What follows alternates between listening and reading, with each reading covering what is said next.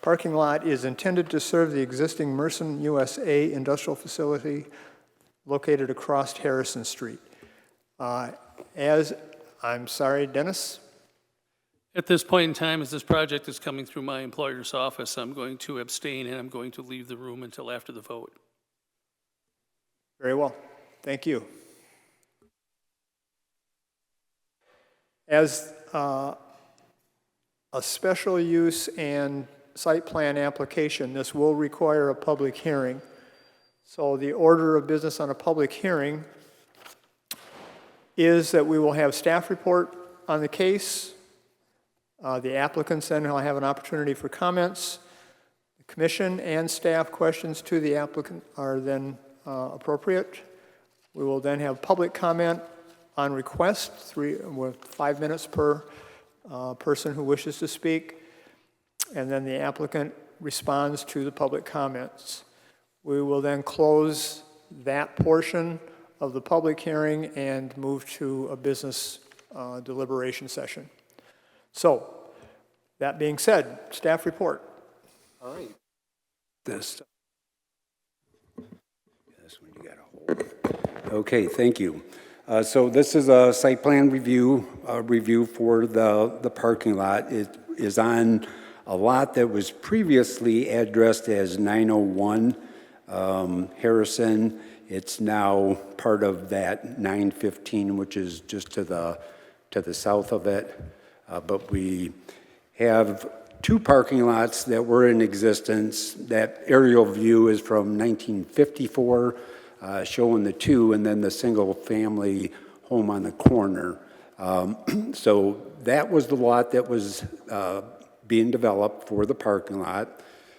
The report speaks about nonconformity and what that existing parking lot could or couldn't do, but I think the best approach is to just treat it as one improvement. They do anticipate going to the Zoning Board of Appeals because of the setbacks on the new development, but at the same time, because they want to improve the entire area instead of the nonconformity, it will just be approved as seen, and then the Zoning Board would be asked to review the setbacks that were indicated on the site plan. Let's see, what else should I say here?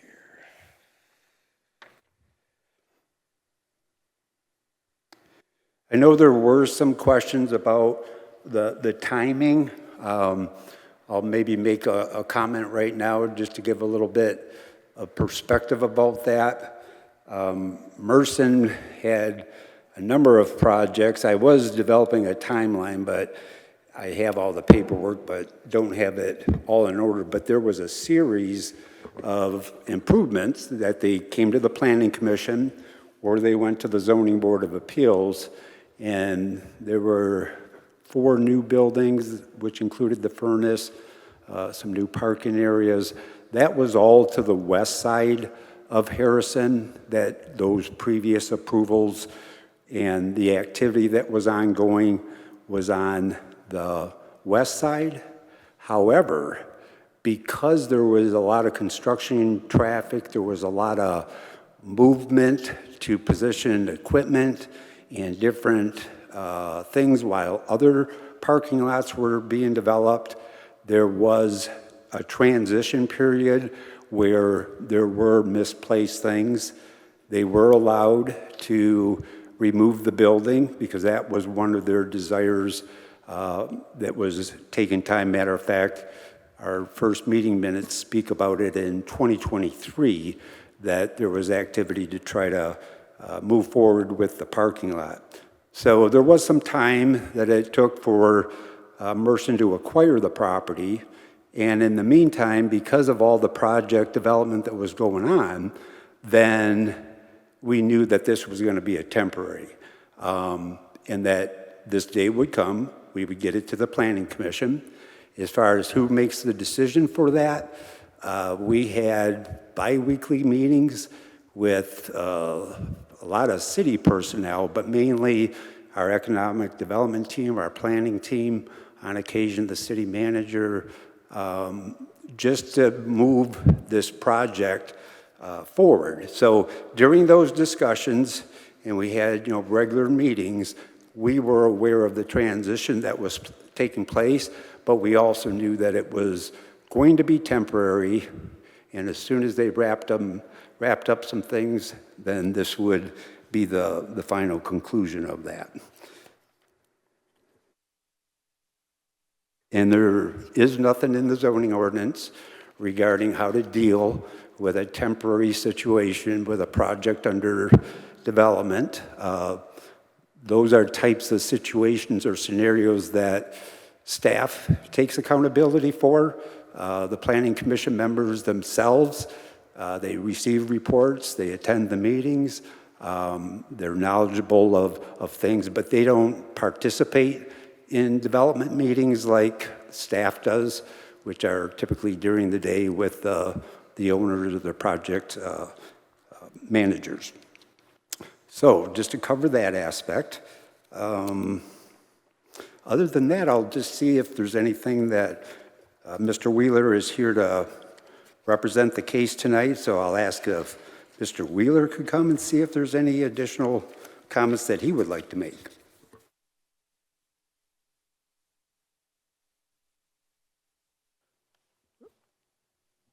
You sign our register, please, Mr. Wheeler, and then state your name for the record.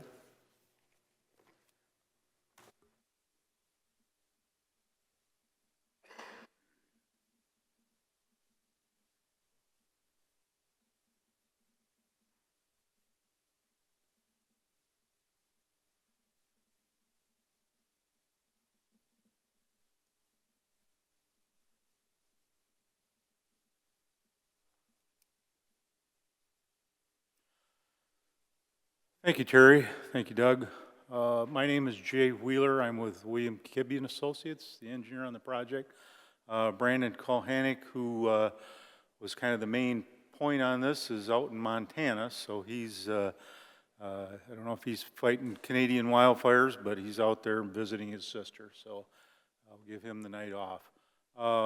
Yeah, so again, this project is coming before the commission because we are at a point where the asphalt in the existing lots is deteriorating, and the gravel on that the north lot, the former 901, ruts up, in the winter and tracks mud and everything else. So this is kind of to get a new surface in there. It'll be a first-class parking lot, and as you notice, there's quite a bit of landscaping and improvements around especially that north end, and then both on the alley side and the street side of Harrison. There's quite a bit of new landscaping that'll go in.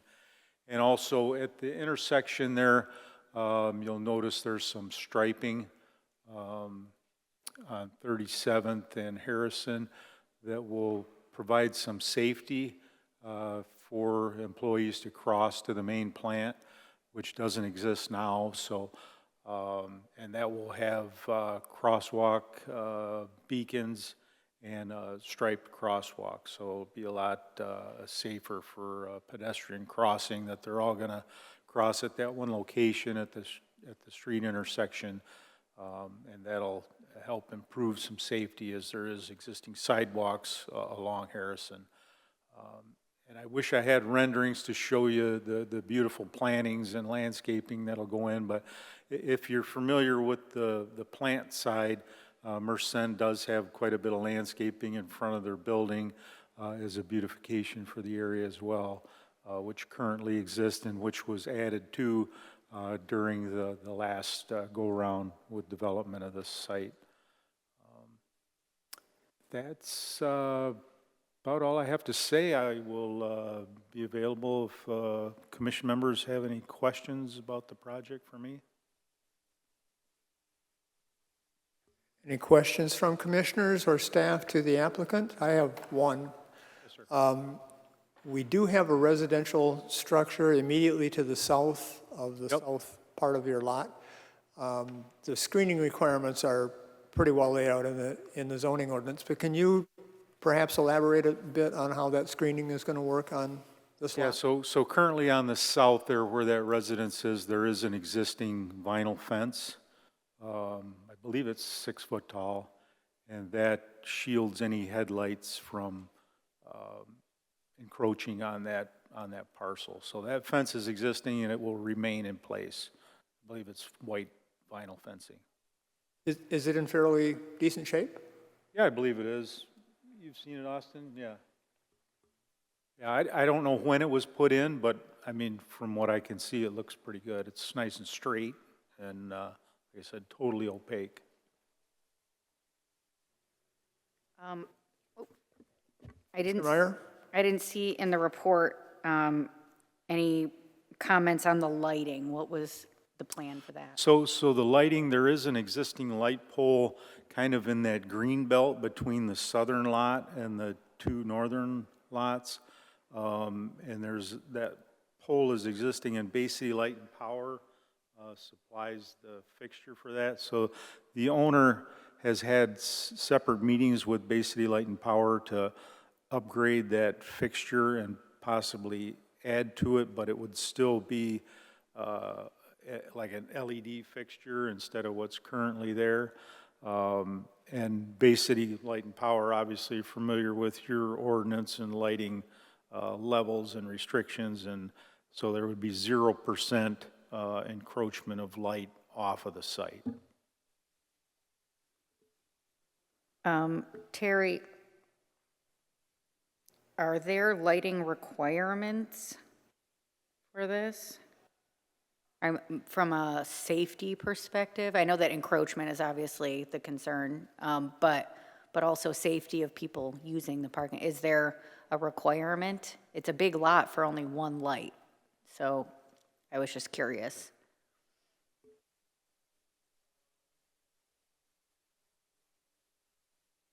The simple answer, without getting into any of that nonconformity, is yeah, they would have to have sufficient lighting.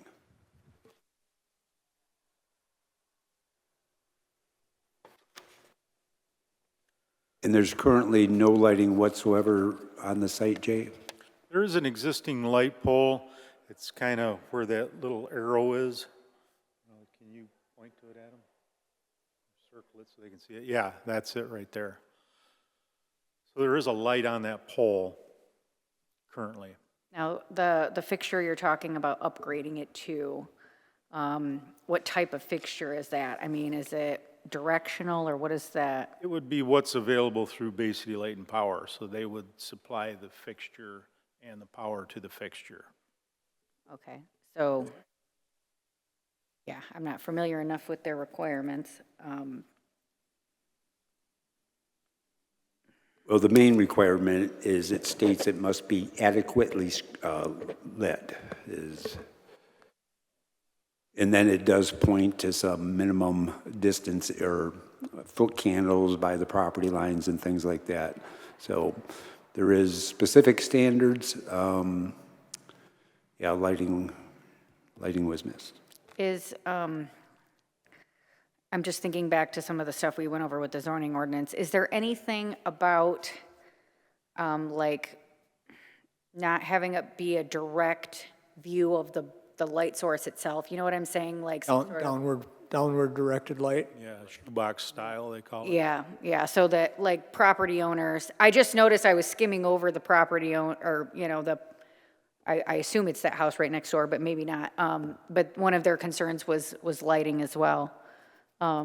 So, you know, is there anything that requires that?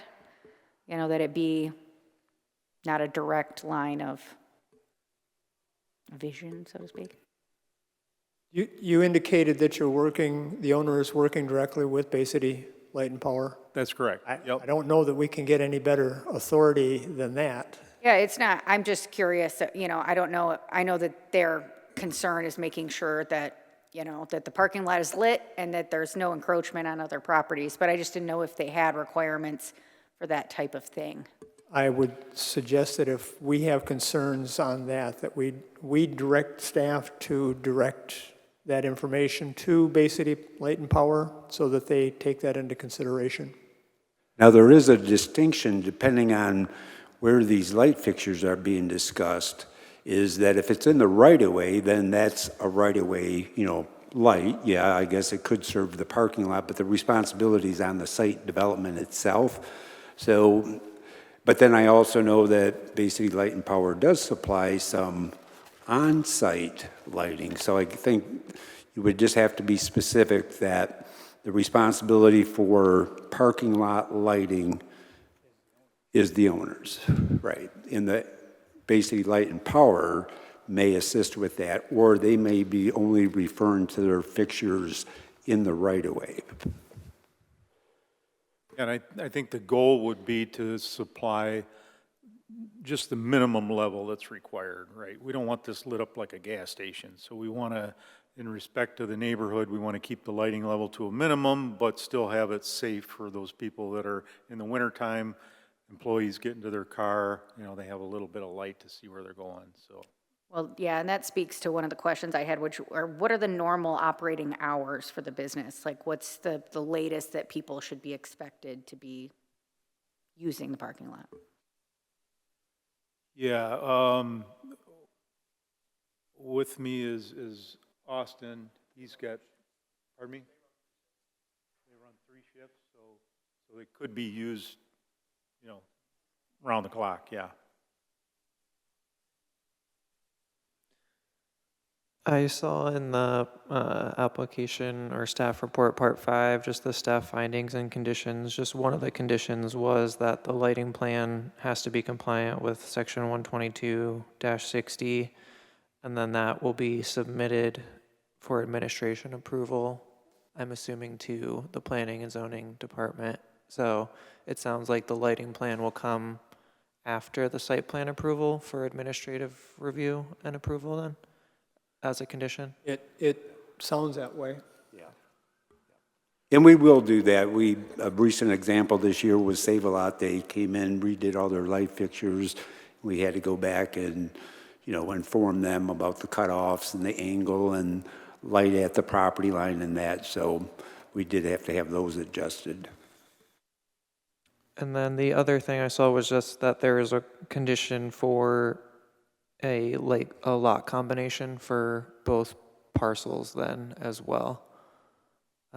So they're 2 separate parcels right now. So then I guess after the site plan approval is the requirement for the lot combination.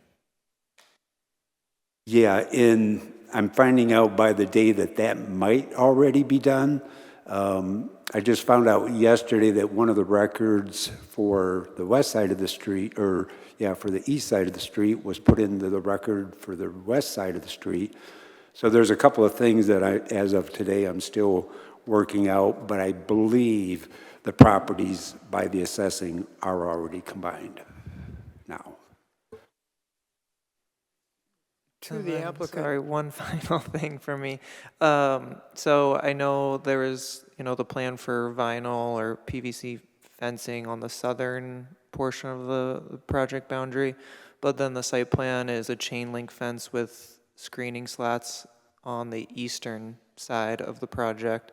I know that's again, abuts a road, but adjacent to that road is zoned residential.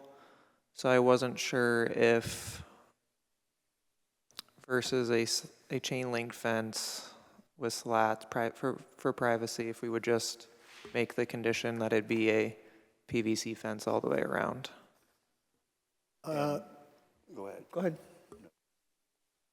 I was just going to indicate that that reason I asked the question about the fencing on the south side was that it was immediately abutting a residence, whereas the east side of the property is abutting the street. Am I not? Right. And the ordinance talks about abutting properties. So it was an existing vinyl fence, as I understand, On the south, yeah. on south. What's the plan for the north side? To the point, though, there was different discussion. I myself thought that the agreement that Merson had was that it was going to be vinyl.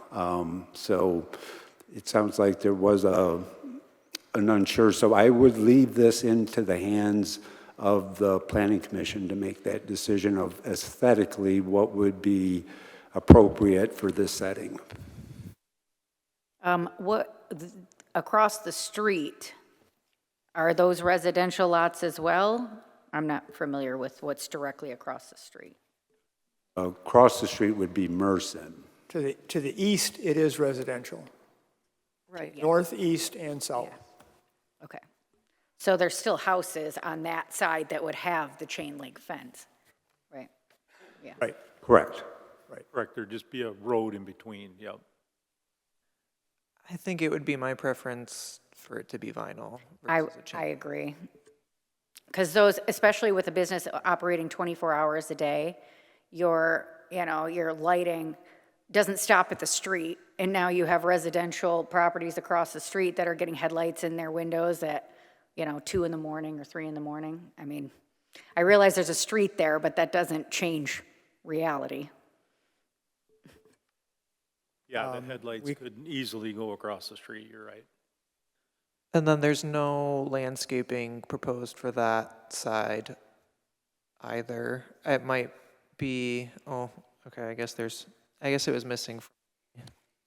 Yeah, we did add proposed site landscaping in the cruise lanes where the cars would be headed, in the parking areas, and you'll see a gap there where there's not landscaping. So the landscaping is meant to additionally, in addition to the fence, I guess, protect from encroachment of headlights. And having them spaced like that, it kind of, versus a whole row, it kind of gives it a little more. Okay, yeah, it wasn't showing, Naturalistic. I think, on this site plan that I have. So I didn't see that landscape screening there.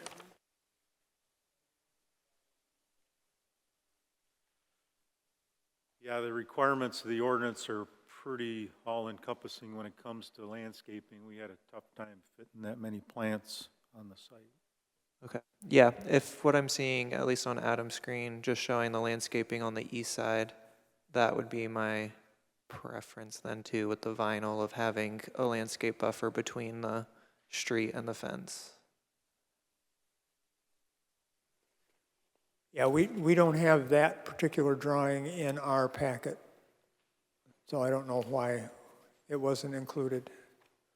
But it does show landscaping at the end of the drive corridors.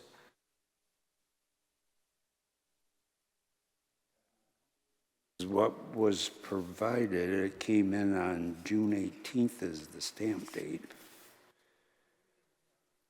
Yeah, so if you go to a vinyl fence, it's kind of belt and suspenders, then you got the vinyl fence plus you got the landscaping.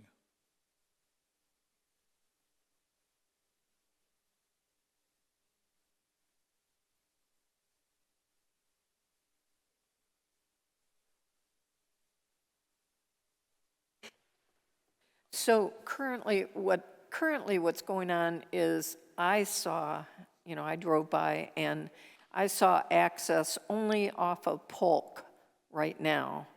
And from the gravel is spewed out all onto Polk and 37th Street. So from what I see here, there's not going to be an access off of Polk at all, right? That's correct. Okay. That'll be all fenced on that. Yeah. No access whatsoever to Polk. Yeah, but if I were the houses on the other side, I would definitely want more privacy from seeing all those cars. So I think this is drastically going to improve what currently exists. oh, yeah. Yeah, definitely from what's current. So having access to Harrison is so much better. And I'm going to ask, because this is coming from a resident, but it according to this email, Yeah, I was going to suggest that we read the letter yeah, into the record. it sounds when we get like to there that might point. be trailers parking on this property or something. Why would that be? I'm not aware of that. I Okay, didn't see any today. say that again? Didn't see any trailers today. Okay. Yeah, no, she mentions, and, yeah. It was definitely packed, though. Yeah, we should hold off on that until we get to the public comment. Yep.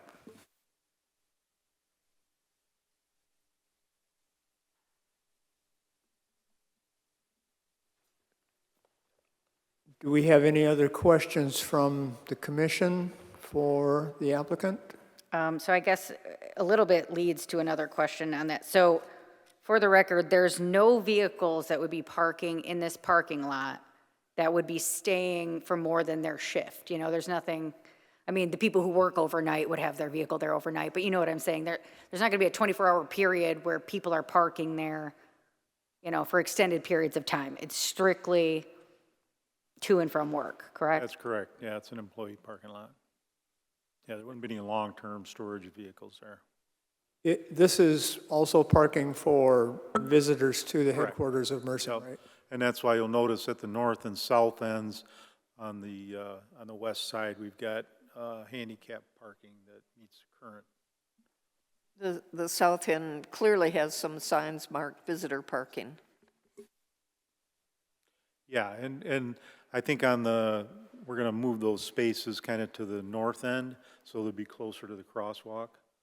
So if you look at those couple handicap spaces, they're required to be the closest. So next to those, we've got some additional signage, and I believe those are for visitor parking. Can you clarify for me why there is the gap between the north lot and the south lot?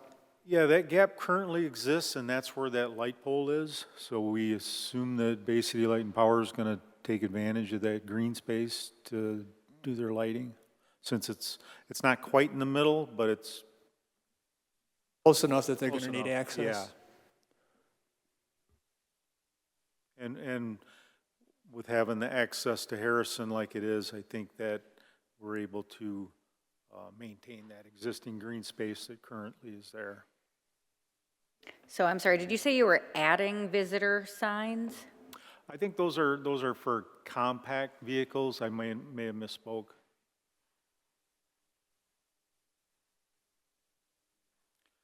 But yeah, visitors can park in that lot. There just may not be designated signs for visitors.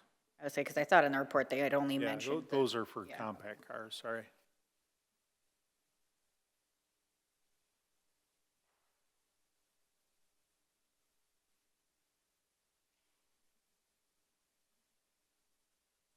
Do you have any questions, Terry?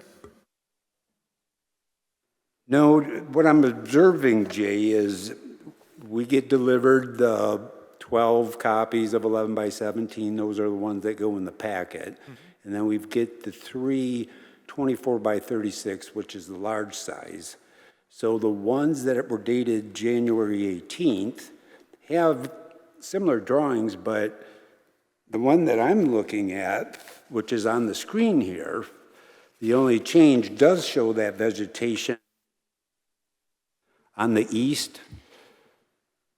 So there's two options, and I hate to do this, but we could either go through the site plan review process with the condition that those are revised, because we already know that they're revised, or in the worst case scenario,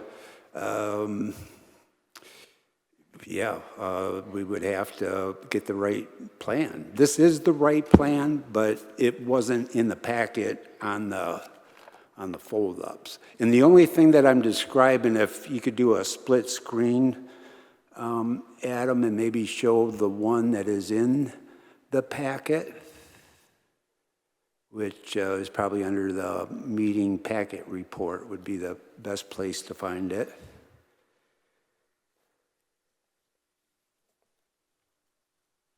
But yeah, those are all consistent because they were all included in the submittal, but it appears something was done on that east side. Yep. Well, and it begs the question, has anything else changed, or was that the only change? I'm gonna see if Adam remembers. I think I have the plan that Adam reviewed or we reviewed. So it's, All I have on the computer access to immediately is the staff report packet that's right here. So is it in this packet here?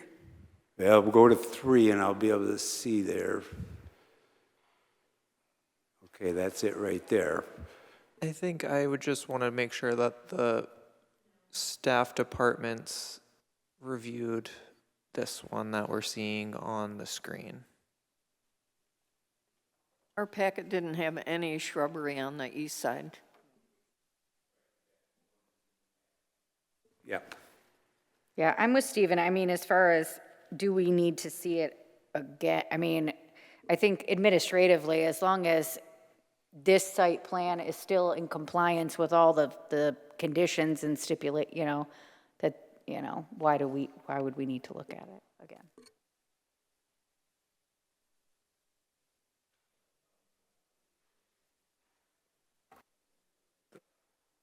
Is this one, Terry?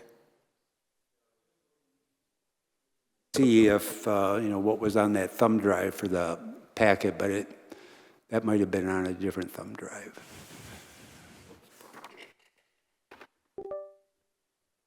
Is this in the 24 by 36 set of drawings? That particular C3? Yeah, this has got, So that set does have, and we can reference the 24 by 36 set of drawings so long as we're satisfied with what we see on the screen, if that meets everybody's approval.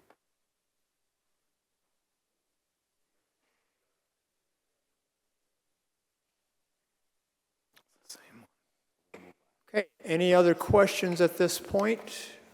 Please stay loose because you'll have an opportunity to respond to any public comments that we get. I'll now open the floor for public comments. If there's anyone from the public who wishes to make comment on... Oh, we didn't. Oh, shoot. I always forget to do that.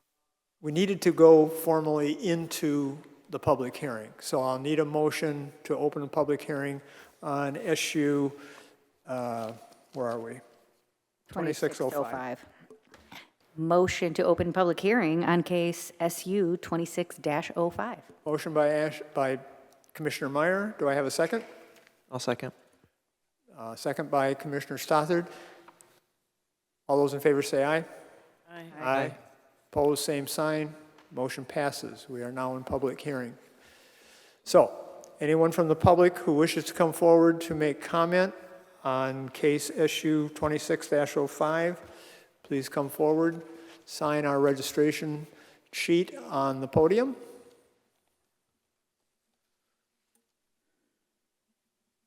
You gonna be my timekeeper, Sheila?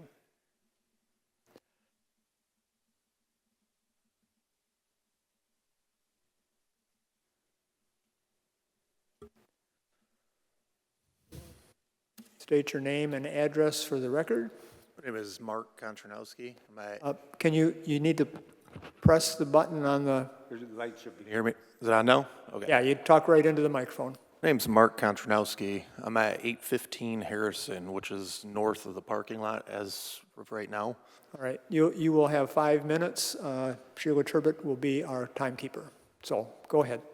So as I'm seeing this site plan, a couple concerns I'd like to bring up is their crosswalk at the north side there, which is right adjacent with my home. As of right now, cars are parking on 37th Street for employees that do not park there or that do not drive. This is all hours of the night, all hours of the day. Now that there's going to be a crosswalk there, people are going to still continue putting up all that, your fence and all that. People aren't going to pull in that parking lot to pick up employees from there. So they're going to continue to park in front of my house. The noise is another huge issue with this parking lot. When I purchased this home, it was quiet. I had no issues. Traffic was light. Since this parking lot has gone in, they're talking employee safety, having a crosswalk there. Well, the employees are the ones that are causing the issues in the neighborhood. If you come over there 11 o'clock at night when they let out a shift, it's like a racetrack. I hear every vehicle speeding out of there, burning tires.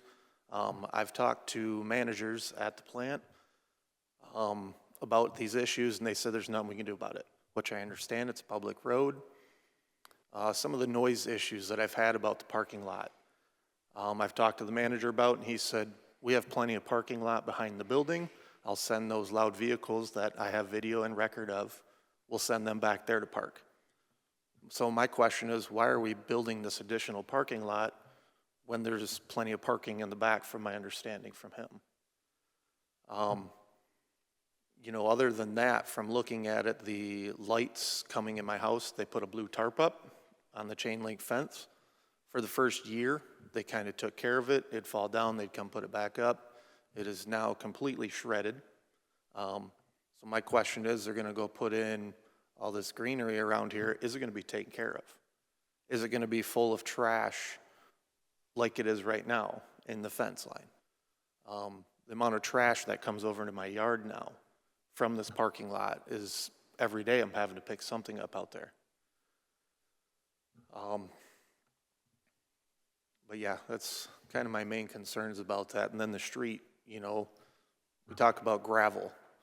So where their northmost entrance is to Mersion, when they plow in the wintertime, they plow out the parking lot down 37th, put big piles of snow up right in front of my house.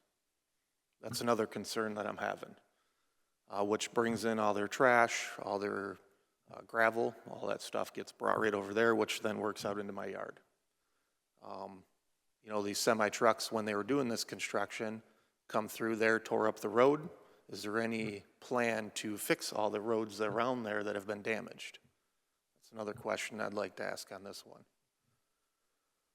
But as of right now, that's kind of my biggest concerns. And mainly the noise is one of the hugest. I mean, you're talking 3 o'clock in the morning, subwoofers from vehicles next to my kid's room that I hear plain as day. I've called, nothing happens. So if there's issues that arise like this, is there something going to be done with it or not? Or is it just going to be ignored? That's all I have. Thank you. Thank you. Does anyone else from the public wish to make comment? Please sign the registration sheet.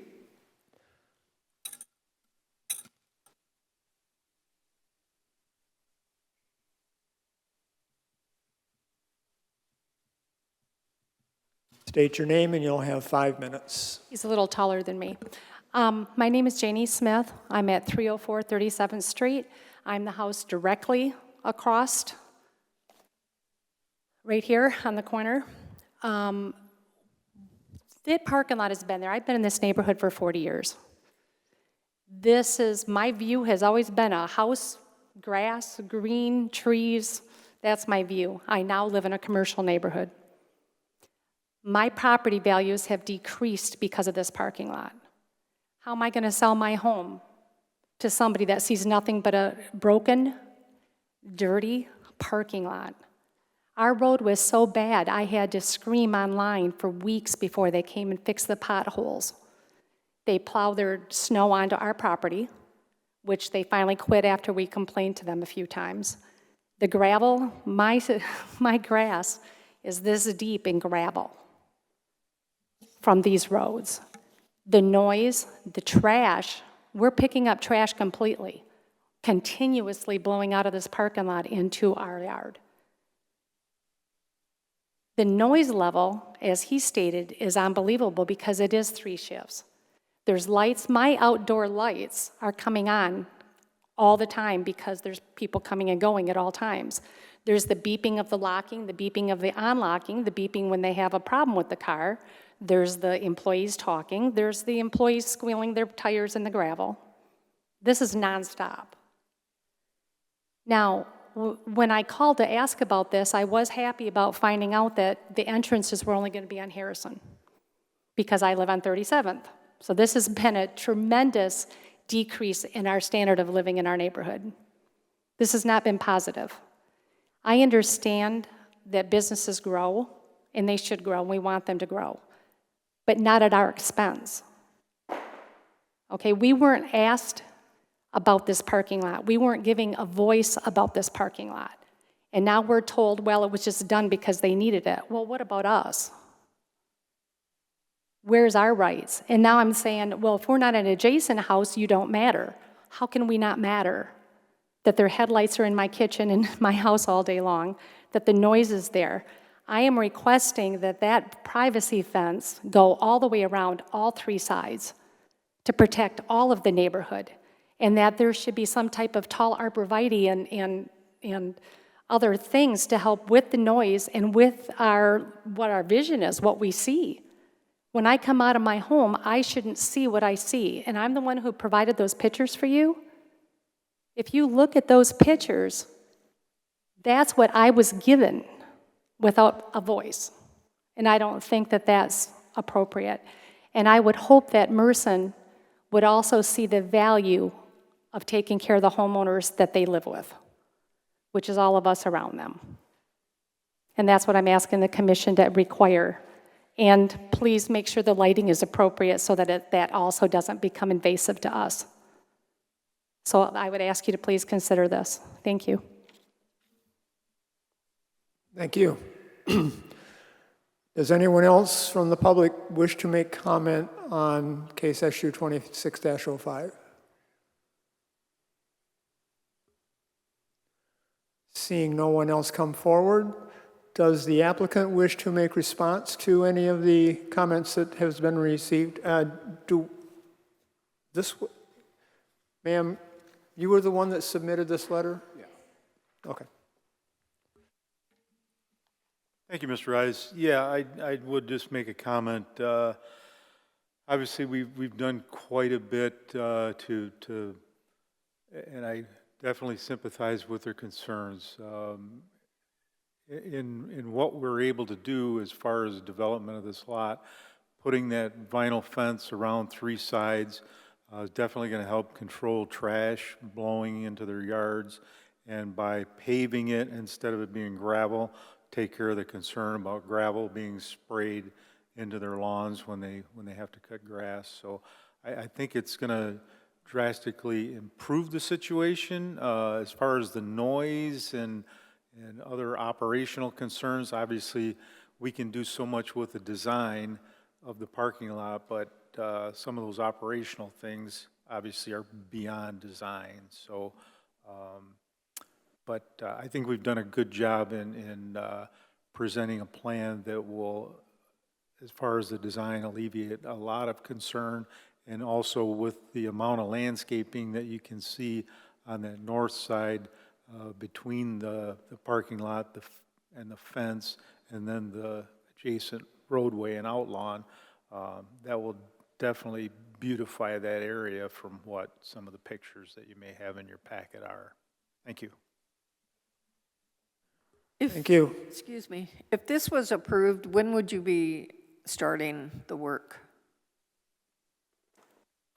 So we still have to visit the ZBA for another matter on the setback that Terry alluded to earlier. And there was some question as to whether that was going to be the August meeting or the September meeting. I think the original goal was to do it before deer season, have it done this year. I'm not sure funding-wise where they're at and whether it's going to happen this year, but that was the goal when we started the project, was to do it and complete it this fall. Can you speak a little bit to your plan for maintenance of the landscaping and also snow? Yeah, so there are provisions being made for irrigation. So we are running a line, boring a line underneath the road that would connect back into the main building for irrigation. And then also with snow plowing, with the fencing around the three sides now, the only way to get it out of there would be to, kind of backblade it into Harrison and then take it from Harrison out. So there's no room to pile snow within the lot itself. It'll have to be removed and taken, across the street to their site or removed in a truck by the city. So I'm sorry, where would it be relocated to? the snow Yeah. removal, there's no provision to pile snow within the lot itself. Right, I understand that. So what I'm asking is, where does it go? Where does it go? Not there. Well, On Right. either on Mersen's property on the west side, or if there are provisions to have it removed by the city. I'm not familiar with the structure on the opposite side. Is there a place to pilot over there? As I recall the site, I would say yes, but I'm not an owner representative, so I can't Right. hear. Well, it certainly hear wouldn't be Ad- coming out Polk Street. I mean, it would be going, obviously. We have the aerial up now. Oh, perfect. So it appears that there's, especially on the north end of the complex, which is where the parking lots are anyway. Yeah, so they lease that space, I think, to the north. So there's room over there to put it, and a curb cut right off Harrison to provide access. So we just come out of those lots and go across the street, I would think. Is the snow removal something that they do with their own forces? Do you know? Yeah, since it's a private lot, I believe they plow the snow in their lot. Oh, I just don't know if they hired someone to do it for them or if they actually had their own crews. That was all. I would assume it's contracted. Do you know, Austin? Yeah, it's contracted out. So The a land, professional company would remove the snow. as far as landscaping, I'm sorry, I didn't dig into the specifics of your actual plantings. Is it all just bushes? Or are there trees or? Yeah, I think if you go to the landscape plan, Adam, it should identify the species.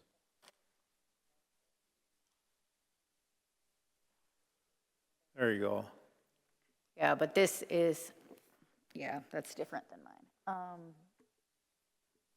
So there you can see the quantities in that column, and then you can see the botanical name and the common name. It looks like everything here, if I'm not mistaken or reading this improperly, is 2 feet or less, correct? There are some arborvitaes, so those emerald green arborvitae, there's 14 of those, and those are the ones that we talked that are along the Polk Street side there. Okay, yeah, I think those were the updated. Yep, So you're saying that all those along the east side there, those are all supposed to be arborvitae? correct. Okay. Now, I assume that this is exact in that that's the exact plan as it stands now, 6, 4, and then I think 4, right? Yeah, correct. I mean, it's hard to see, those numbers are awful small within those circles, but the circle identifies like a B and then the number below that. So that arrow that points to the plan has a circle, and inside that circle, there's a letter that corresponds to the legend and then a number below it. So that number's 4, I can barely make that out, and I assume it's a B. Can you read it on yours? Your eyes are better than mine.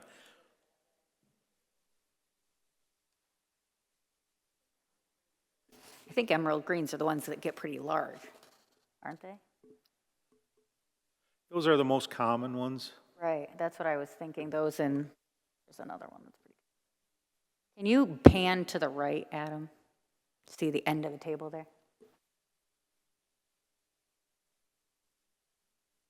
Okay, so this is what they're starting as. Yeah, they grow about a foot a year. I mean, I've got Right. some that, But I believe that species still gets like 12 feet or so high. yeah, They they get can pretty- definitely get higher than the fencing to provide some additional noise relief and some privacy. That was my thoughts, but that's still gonna be, It's years years in the down the making. road, yeah, yeah.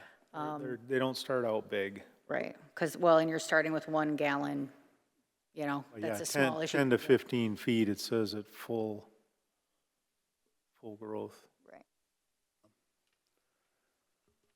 Right. So I'm sorry, so is there a landscaper that's going to be regularly on staff maintaining the landscaping, or what, do you know what the plan is for that, or what already exists? I apologize, I don't know the answer to that. I would assume that whoever does the groundskeeping for the other side of the street and keeps their landscaping up there would just get their territory expanded to take care of these plants as well. It would be responsibility of the owner at any rate, so if there are problems with it, we can make conditions on the approval if we want to do that. And since we're already talking about the vinyl fence, some verbiage toward the responsibility of the owner for maintenance of the vegetation would be probably appropriate. Do we have any other questions for the applicant? I just have one, sorry. Steven? Going back to the pedestrian crosswalk, is that where the entrance of the facility is? On the north there? Yeah, Is that there's why it kind was of located an there? employee entrance. If you continue that walk, it goes right to a door. Do you know what the current street parking looks like on that block? Is it both sides of the street? Is it one side of the street? I don't think on Harrison there's any on-street parking. So there's not, on Harrison, but on the north, 37th? yes. Do you know what the parking situation is on street? Anyone? I don't know. Could you ask that question again? On 37th Street, is that legal street parking on both sides, or is it one side, or both sides? Okay. Because, go ahead. This discussion would be appropriate when we get into decision-making. Oh, okay. I mean, if you want to be formal, sure.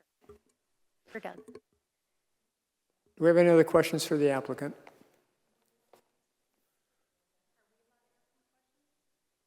No.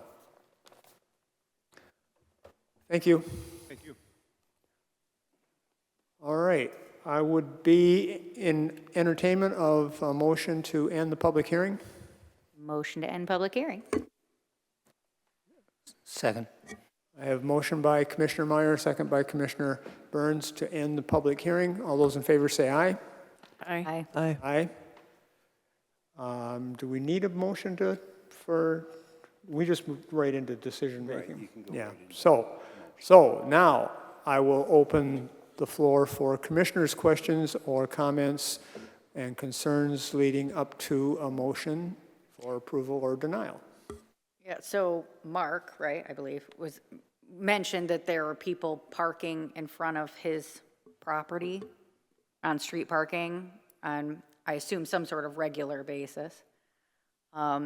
Is there anything on the city side that we can do for that? Well, he could contact city engineering and they would receive that request, research it, and come up with a determination. If it did have a no parking sign placed there, then that would be taken to the city commission. Okay, but there is an avenue if they choose to There pursue. is an avenue that could be pursued through city engineering, correct. Thank you. Oh, and then I did have one more question. Shift changes, I assume it's a regular schedule, like maybe 1 or 2 shifts over between like 11 p.m. and 7 a.m.? Does anybody? No idea? Oh, Okay. no questions. It's an industrial operation, so I would assume that you're correct. And I think we've had public comment from some of our attendees that it does happen at all hours, so.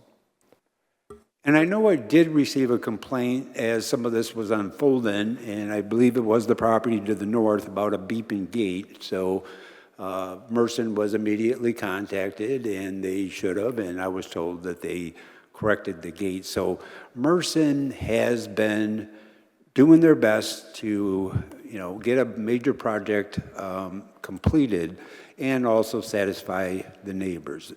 There were different stories, or I say complaints received. Engineering looked into the Polk streak. It is a good thing that Merson isn't using it because they don't feel they did some damage to the street because the street was already damaged. So anyway, to put all that aside, that would be strictly engineering to maintain that street. Mr. Burns? As I understand, what's before us is not to alter the use of this property. It's currently being used as parking, even though part of it is not finished. And we really have no authority to say you can't use it, your property, to park on. So really, to me, the question before us is, by approving this, we would certainly improve the conditions in the neighborhood by limiting access only from Harrison, by putting surrounding around it would eliminate the trash leaving the parking lot. So if we don't do anything, it's going to continue to operate the way it is. So to me, that's the question before us. Is it perfect? Maybe not, but that's what we're here to do. Terry, was there any looking at, or I know that as part of the new zoning ordinance, we looked at some of this, and I thought some things, at least language got changed. Has there been any difference between that and now? Well, I'll be hard-pressed to answer that question, but I think the takeaway is that Merson is doing everything that's allowed on the M1, which is west of Harrison. Merson has the right and the ability to apply for the special use for the parking lot because that's permitted. So these are permitted uses described in the ordinance. It's just whether it was a special use. In the case of a parking going into that adjacent residential, the zoning ordinance allows it. It allows it as part of a special use.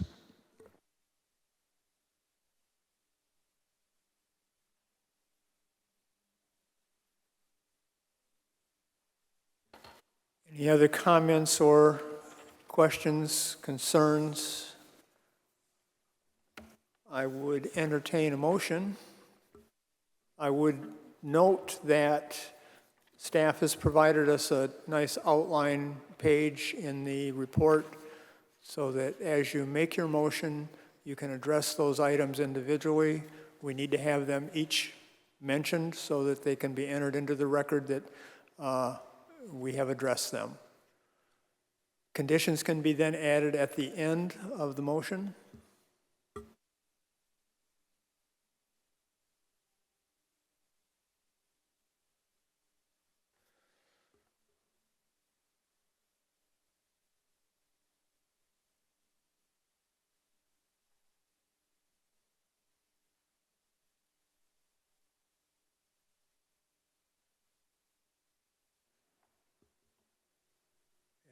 Normal.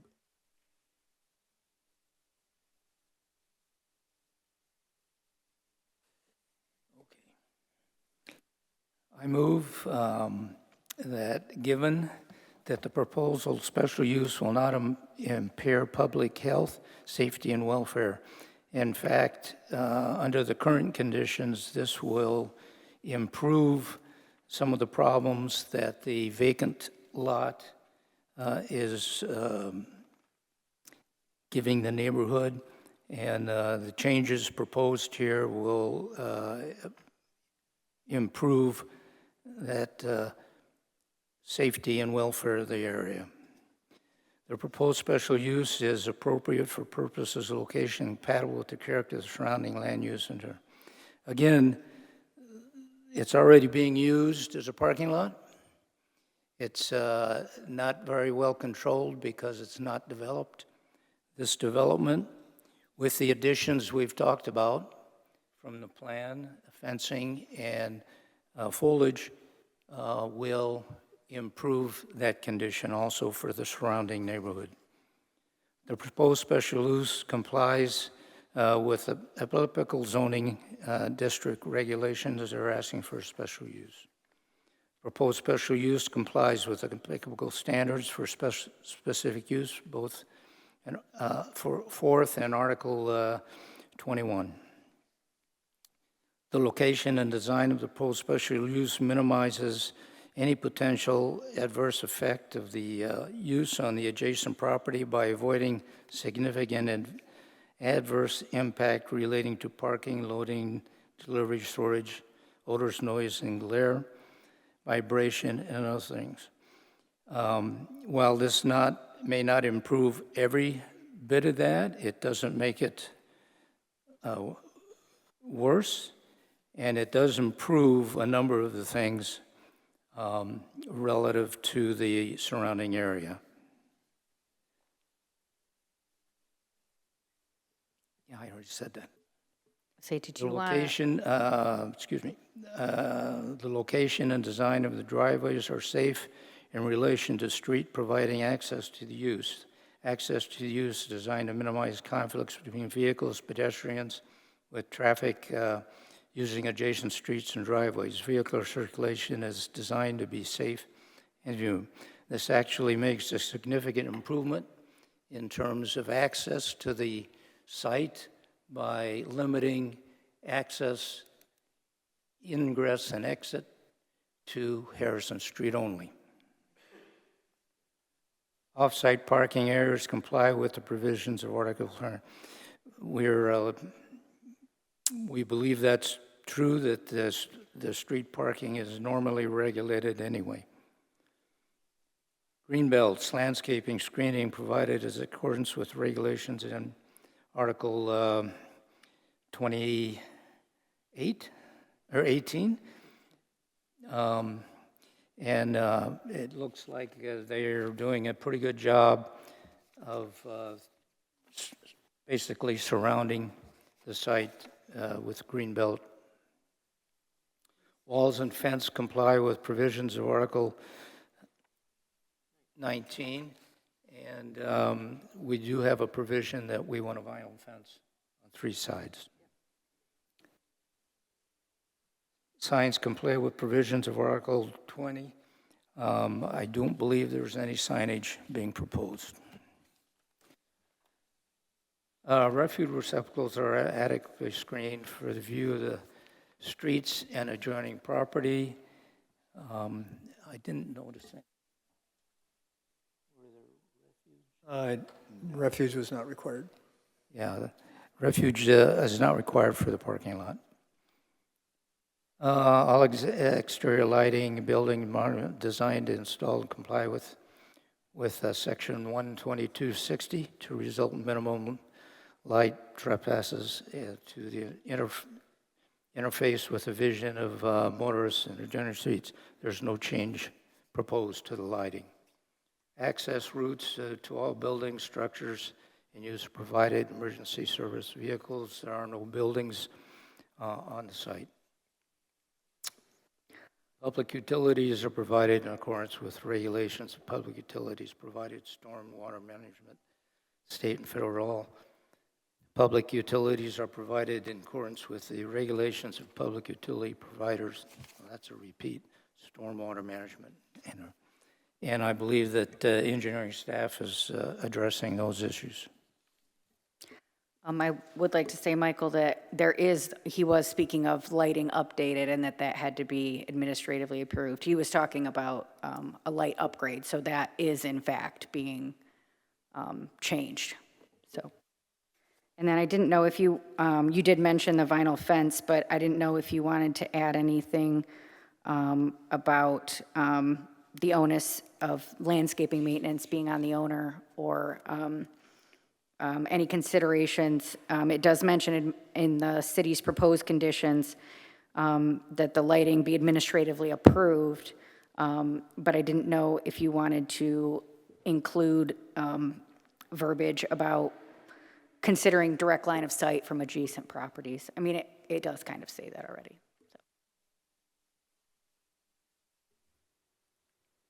So added.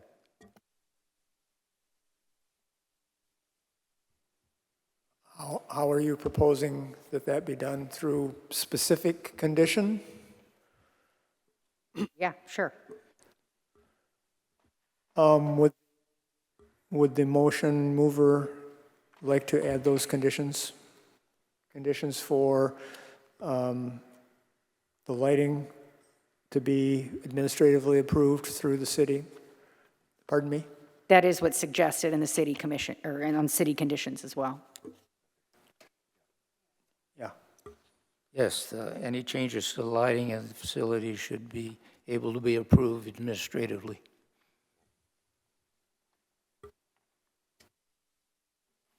Okay, I have a motion with conditions. Do I have a second? I second.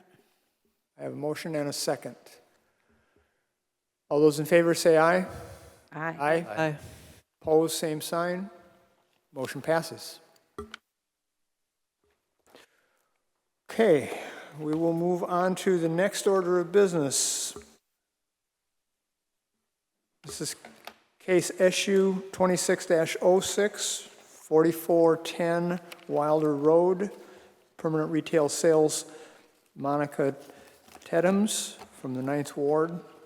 The applicant is requesting special use site plan approval by the Planning Commission that would authorize the permanent display and sale of storage sheds.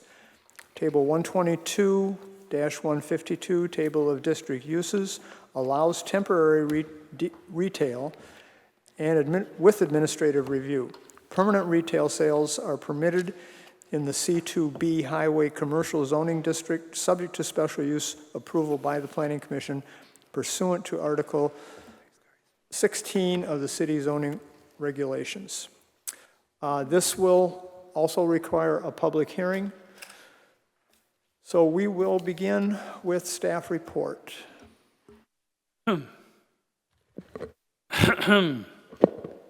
Oh, Could you let the record show Dennis, that I've you're returned? back. Thank you. I appreciate it. Let the record show that Commissioner Bonacek has returned at 7:40. Welcome back, Dennis.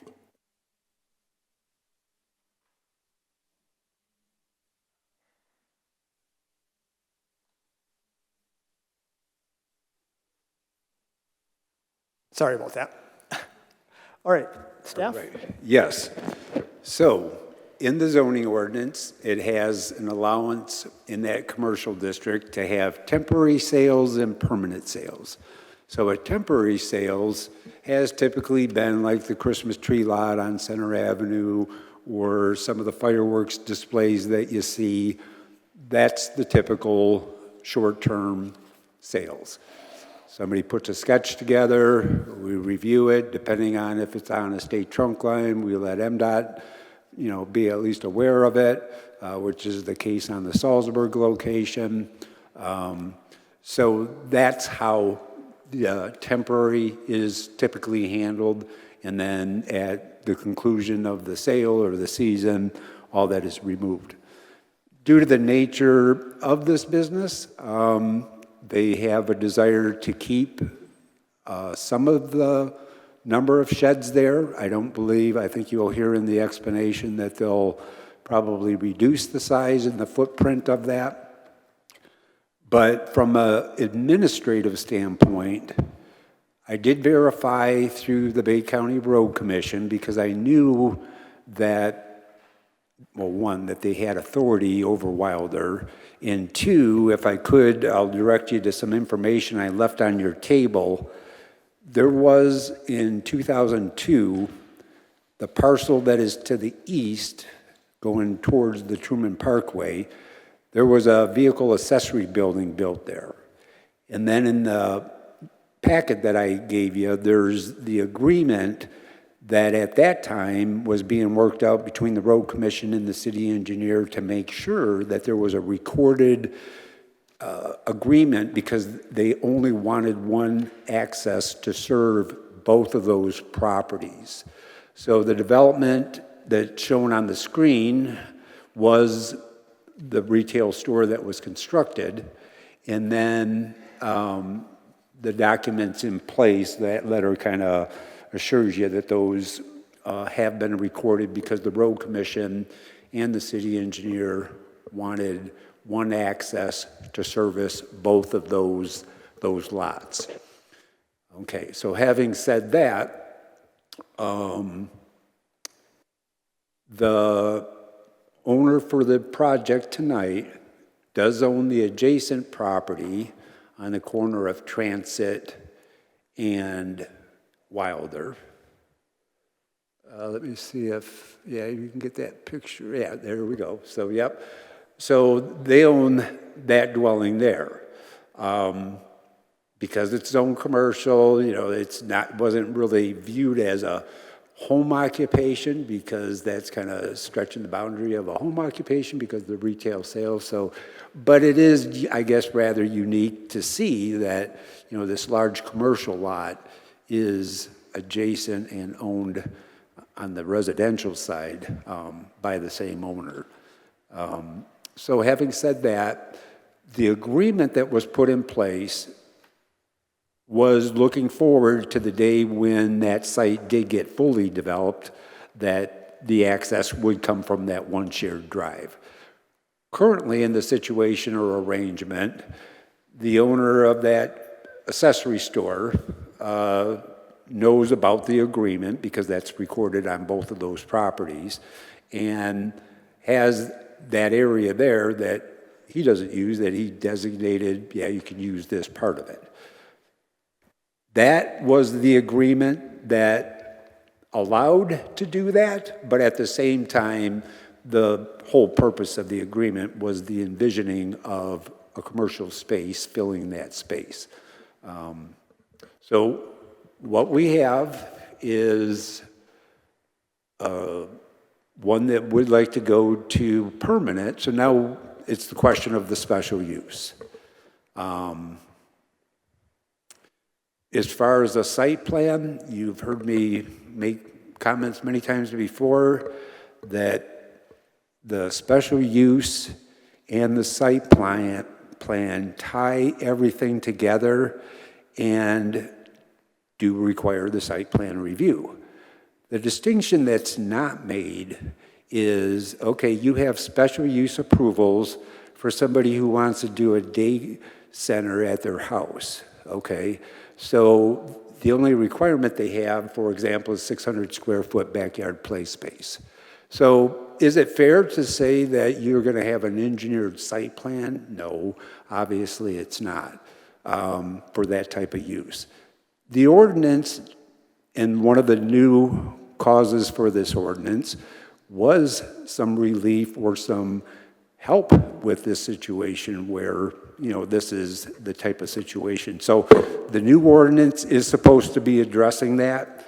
And I guess I'll just leave it at that, because how do you make it permanent? I had discussions with the building official. Of course, I got a hold of the engineering. Stormwater, everything's made worse when you start paving things and putting stuff in. I'm going to leave it to the discretion of the Planning Commission to hear the case, hear the public hearing, and then decide for themselves what should a site plan like this look like, and what would you like to see.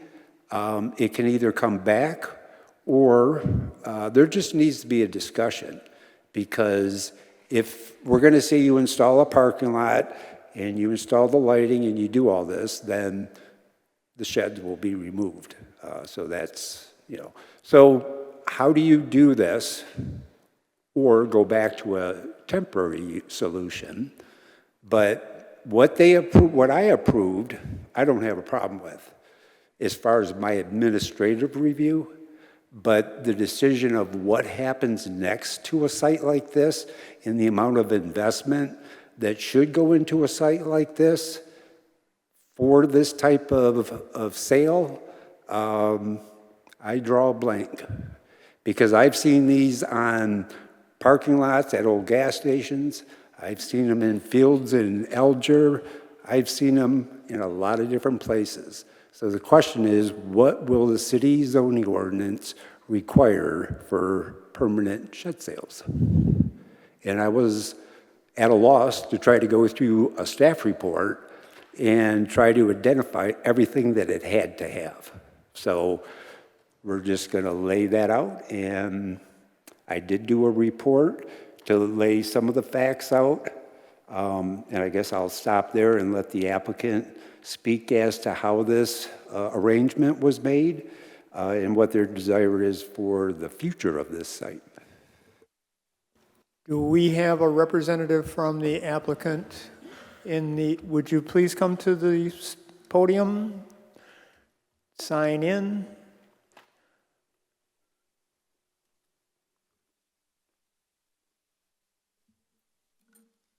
Can you pull up their sketch, Adam?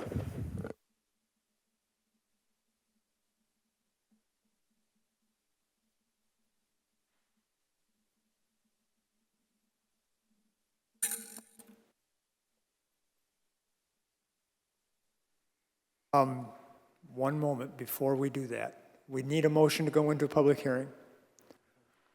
I'd like to make a motion that we go into public hearing for this case. Second.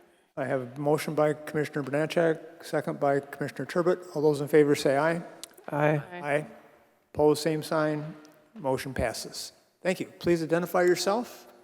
Hi, I'm Monica Tenhams. I'm the owner of it, of the shed business. Pull that microphone a little closer. Yep. Now can you hear me? Yeah. I'm We're Monica recording this, so it's important that we get the best audio that we can. Okay. I'm the owner of the shed lot and all that property, and I really don't even know how to address it. I mean, we can't put a parking lot in because then the thing that pulls the sheds around will tear it up.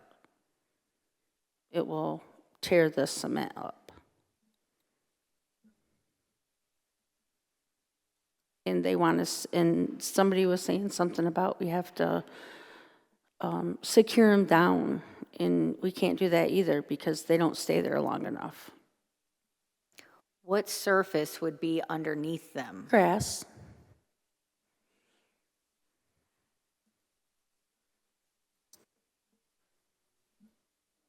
Monica, was your sales provider unable to make it? No, he's sick, but Yeah, because what I was really hoping that he would be able to do, and I've personally observed it throughout the summer, was how does he conduct the sales? I've seen the grass cut. I've seen a buggy there that I'm assuming takes people to the different sheds. But I was hoping to get a very detailed description of how the day-to-day use of that site takes place. oh, well, I have an office and people come in, but most of it's done online. But I do have a lot of customers that come in every day, like probably, I don't know, I guess not a lot, like 5 or 6. And I'm there every day till 5:30, 6 o'clock. And they come in and I sell them a shed like on my computer. I do all the paperwork there. I give them copies. I take their money, I take it to the bank, or I do it through a computer, ACH. But I have to do like a lot of, like 5 or 6 different paperworks. And they do rent to own, so they could either do rent to own or just pay for it. We'll keep going. What, equipment is used to move the trailer, or how does that operation take place? I'm not sure what is that called? Yeah, a mule. Yeah, come to the podium if we need to capture your voice. Yeah, we'll just trying to explain or, understand what is happening there day to day that we would expect or would be expected.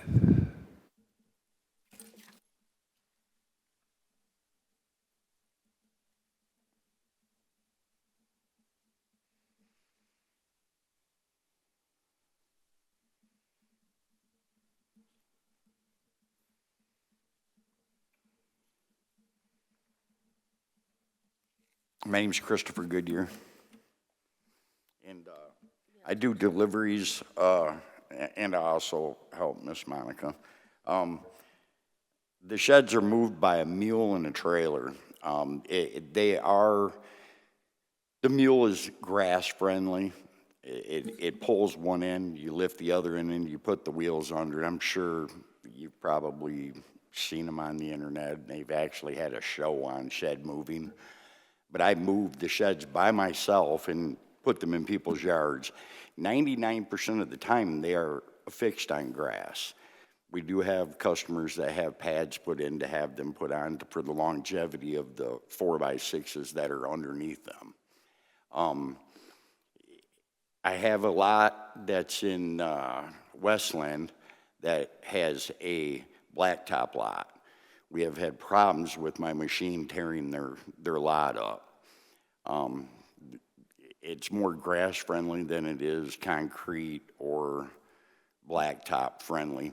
Not to mention the fact that it gives the customer the look of what it's actually going to look like in their yard when they're looking at them, you know, other than to have a grocery parking lot.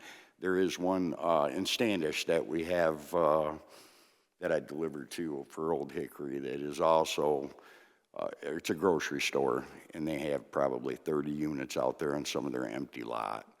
Same problem there.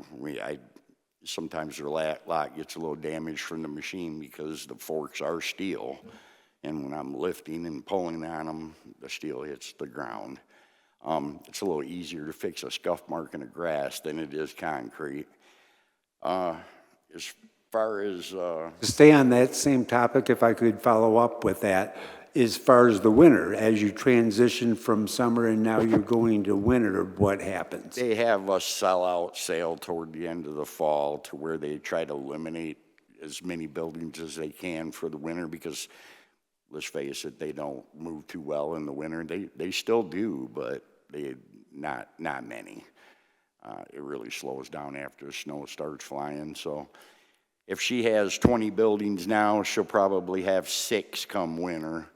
You know, they don't replenish the stock so much in the winter. So we pick them up out of Clare where they're manufactured by the Amish over there, and Yeah, and that question was important because it did change, you know, from making it an administrative review to that special use approval. So there was, you know, a specific reason to have it permanent, and that's, you know, why I'm asking about what happens during the winter. Yeah. Well, it does slow way down and diminish down in the winter. It's I think it's more of a to make it a permanent situation, just so we don't have to move everything out every winter. You know, if there's a few buildings there, because they still do it. They're still up for sale, and people do buy them in the winter. I've delivered them, and believe me, God knows I don't like doing it in the snow, but I do. But it does slow down quite a bit. So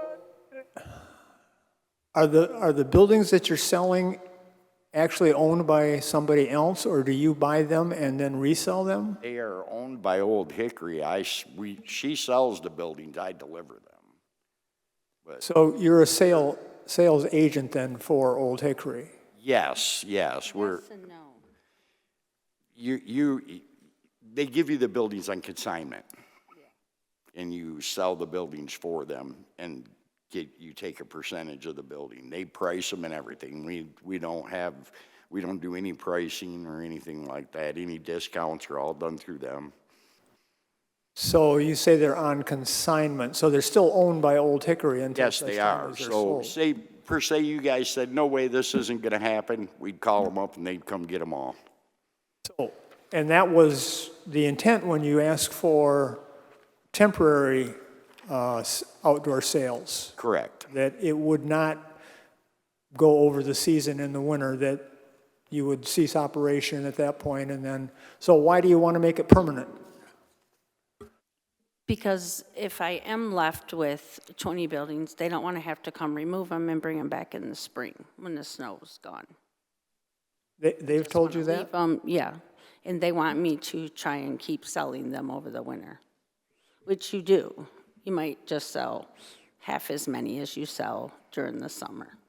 That makes sense to me. Do you still have, I know you mentioned that a lot of your sales are online, but I assume, since that's not all of them, that there are still people that could potentially drive up and purchase right there on the spot, right? Correct? Oh, yes, today I had 5 customers. Okay. And I know you said it slows down in the winter, but it's not impossible for that to happen in the winter. No. So my question would be then, since you're on lawn, how do you handle the walk-up customer in the wintertime? The Do they just plan have is to trudge move through the my snow? office- plowed that lot all winter. Yeah. And we still couldn't bring the sheds in because it kept snowing every time we plowed it. But the plan is to have my office closer to the lot where they park. We just haven't moved it over there yet. Is the office a permanent structure? It is not. No, it's one of theirs that I'm just using at this time. Because we're trying to wait and see if I can get a It looks permanent. like that blue one on the bottom there. Yeah. This little porch on the side. Okay, and then, sorry, access is from the parcel to the west, and then parking is also there. Yes, but they can park in the other 2 driveways that are on the opposite side. Well, she gets people that'll park up in, because there's a horseshoe driveway on this side where the building is. And Can you talk into the microphone, please? corner of Transit. You gotta talk. Just to be recorded, that's all. On the corner of Transit there's a horseshoe. You could see half the horseshoe because of the trees in the way, but there's like a turnaround there. Her office just adjacent to that little cement square you see there, a rectangle where your arrow is now. Her office sits next to that. People will pull in there or they'll pull into the parking lot there in the corner. So you own that property But too? generally, when they pull up, they usually, for some reason, want to use the transit side, but I think the site would need to have its own parking.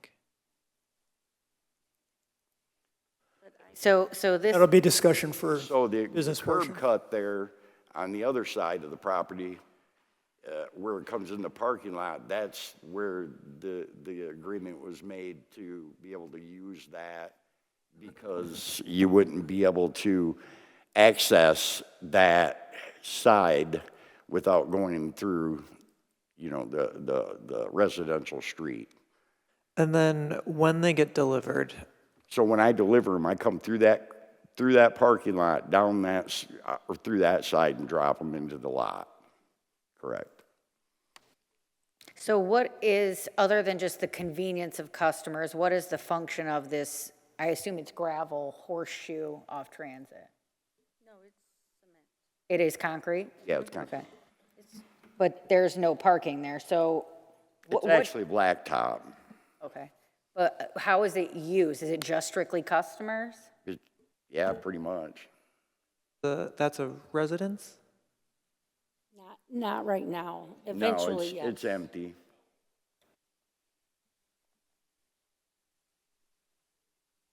I'm trying to breathe some life back into I missed Can you- part of that conversation, but if I'm picking up what I think I hear, they are 2 separated uses. You have a residential use, and that's where that whole conversation about the home occupation, which it isn't. Yeah, it's kind of a weird situation because there is a house on the property. You can't really see it because of the trees there. They've been removed. We got them out and put a new roof on the place, but it still needs quite a bit of work on the inside, so it's still being worked on. But you can barely see the white of the house there, but there is a house there. Down where the tax information is. It's blocking the view of the. But it's all going south. combined as one property. You're cutting out, Dennis. Wait, I'm sorry, so you're saying that all of this, the horseshoe, all the green space up until you get to this parking lot roughly, Yeah. is all one property? Well, it's 2 separate addresses, but it's all one property. It's all commercially zoned. You had them combined, It's one the parcel. two parcels, you had them? It's two parcels, yeah, but it was in one package. It was bought I don't know how they did it that way. You could subdivide it and make part of it residential, but it's worth more being commercial and paying the extra tax. But in the eyes of the city, Terry, is that then a residential parcel and a commercial parcel, or are they both commercial parcels? It's this up. Okay, all right, to be continued. They're both Well, commercial. I pay commercial taxes on both of them. Yeah. Oh, okay. Believe me. Okay, yes, it's it high. is zone commercial. Yeah, it's, That's very strange. It is strange. I said the same thing. I came down here trying to fix it, and they told me it would, if somebody wanted to put it back there, then it would be harder for me to put it back. Right, so very north. if you hypothetically wanted to renovate the residence and use it as a residence, not as part of your commercial operations, that wouldn't technically be legal from a zoning perspective because that's commercial property, right? Like, I'm not, okay, we're all distracted, I guess we'll. I'm confused too.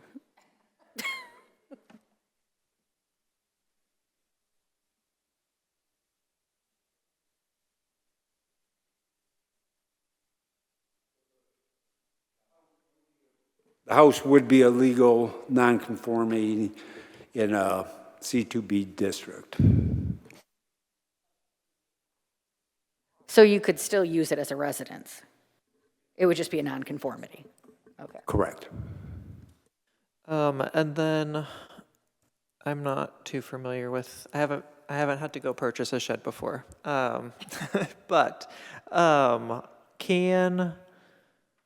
just looking at the drawing that was submitted, I know it's, I think, easier to be grass, but could it be gravel and then the sheds be still on grass? So having a gravel drive to maneuver the equipment, but the sheds are still on the grass. I don't believe gravel is allowed as a hard surface. It's not. Right, the only time it's allowed is if you're in a M1 and you're going for outdoor storage. Improved services, asphalt, concrete, or brick. Brick? How do you feel about a patio? No, I'm kidding.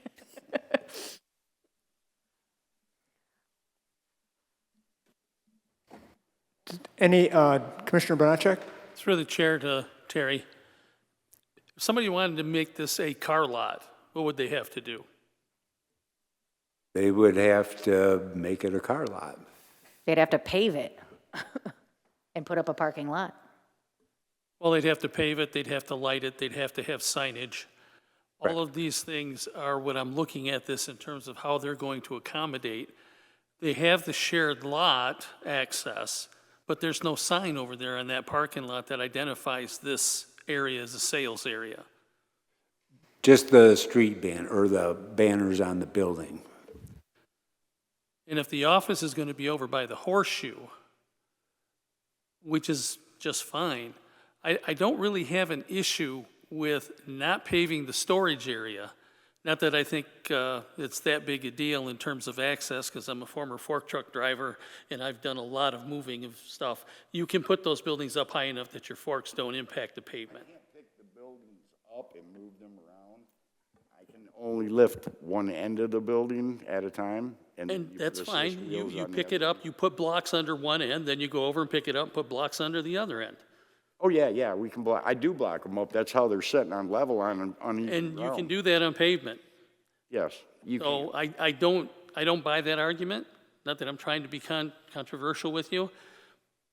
I don't expect you to pave that area where you're going to do the displays, just so you know up front. But in order to make this work, in my opinion, that horseshoe has to be properly paved, parking spaces provided, the office has to be set up so that it meets the zoning requirements for commercial. And whatever signage you intend to put up gets put up. That is how I would expect this to proceed. I can't make you do that right now, But as we discuss this, I want my fellow commissioners to understand that I can see what you're trying to do. I can see the buildings are there right now. Temporary versus permanent, you know, that it's kind of a distinction that really doesn't make a big deal of difference here. But if you're going to run a business on that lot and you own the corner lot, you need to make that corner lot your office and you need to make it follow the rules for commercial. Okay, it would be coming in off in transit, because I was under the understanding because that's a residential street, I couldn't do that. Any business that's located on a residential street, and we have many of them in the city, do. Okay. So I'm just putting across to you. So if I go into the Horseshoe and we put a concrete parking lot right there and put her office on the corner of it, that would be good. That would be what I'd expect. Now, I want you to understand my background is in civil engineering. So I do these things all the time. Sure. And as a matter of fact, I just got done with one down in Fostoria where the entire place was paved. So I can see how this can be done, but I don't want to put that burden of having to put a parking lot in on you because I can see this isn't going to be there forever. No, it's not. So I'm trying to explain to you where I'm coming from, and I'll listen to the rest of my commissioners' comments. Sure. I definitely see the logic in when it comes to signage and all your normal stipulations. I do see a middle ground, however, of you could, you know, extending the parking lot kind of, you know, in here, because it does say something about, yeah, in addition to the parking lot. So I'm to understand that that's to add parking, concrete parking, correct? To the easement. Onto the side of this parking pad that already exists right here. Onto the parking lot. Point of information for you, the drawing that you're looking at is not from the applicant. That is a copy that was provided to us by staff of the property next door. That's the approval. That's the site particularly plan. relevant information that I missed. Okay, so that explains that look on your face. Okay. Okay, so I'm with Dennis when it comes to adequate parking, on all of that. Do I agree necessarily that you would have to put all of your sheds on that parking lot? Not necessarily. You know, I see a setup where, you know, you could have a small concrete pad in the center and then have your sheds off of it so you're not, you know, having to pay for all the concrete under all these sheds, you know, but your office could sit on it. You know, it could be more of a permanent and maintainable, you know, and you know, snow removal and things would be easier on just that center. Excuse me, Commissioner Meyer, is this leading up to a question? Well, I mean, I guess it's to all of you. I mean, Dennis's base, I mean, if I'm to interpret what he's saying, is basically that he would require, you know, it all to be paved. Is that, or what? Okay, well, please clarify then what you're. But I would like to drop in, we're at a point where we're questioning the applicant. Okay. When we get to the business portion, we can have this discussion. Ask your questions. Guess, even for formality's sake, I guess I don't understand then, if we have to. Questioning them, we're questioning them on what their desire is. But if We're a not- question. We're not here to give them opinions about what they should be doing. No, that's not, I'm not. Well, I'm just trying to make sure that we're moving along. If you're saying that it's the wrong portion of the program, then that's fine, but I still don't understand if from our discussion comes a question that we need to ask them. Well, that's what I'm trying to get to. Are you going to ask a question? I mean, I guess, yes, it was more to us, I guess, than to them, so I guess I can wait. Commissioner Bracek? Do you intend to combine these parcels at any time? They are combined. Speak into the microphone, please. They are combined. Not according to your tax description. Okay, there's two different tax notes for each one? Yes. Okay. He doesn't know all that. And And do you have a current, Is there a incentive to binding them? We'll discuss that in the business portion, so I don't get into any more trouble.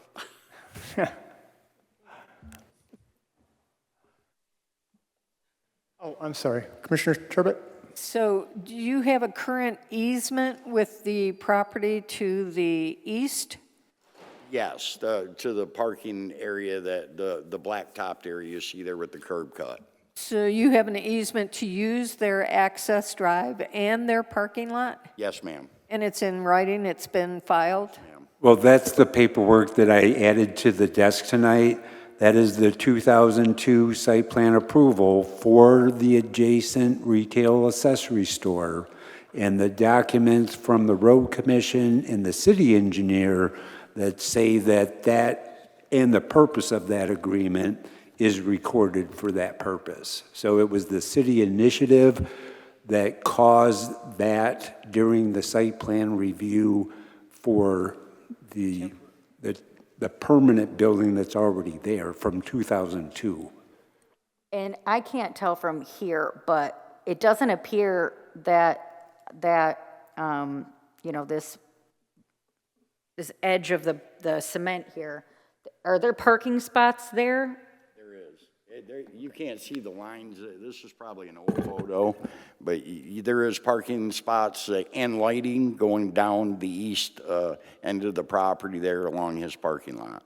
So primarily your customers now, I know you said that they do like to go into your horseshoe over there, but when they go into the parking lot, is that typically where they park, kind of? Yeah, on the right edge there on the corner. Yeah. You know, it's one of those businesses, you don't get a big flow of customers, you know what I mean? There might be One vehicle at a time. stop a kind of thing. day, you know.